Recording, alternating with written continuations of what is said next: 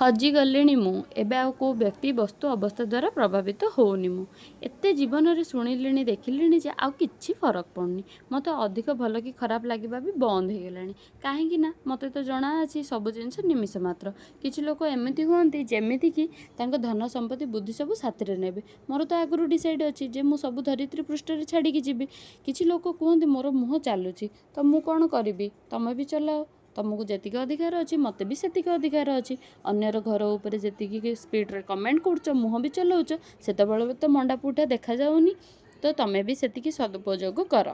अरे किछि लोक पचार घर लोक को तुम झील जॉब करनी भाग्य तो खराब आउ तांको घरे किंतु 40 वर्षर पुओ इलेक्ट्रिक गैरेज रे काम करथाओ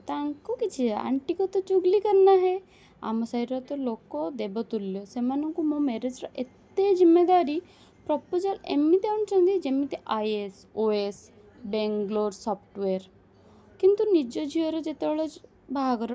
सेतेबेले किंतु 40 वर्षर बुढ़ा कुआड़ू किंतु मिलला कि जानी सेमानंकु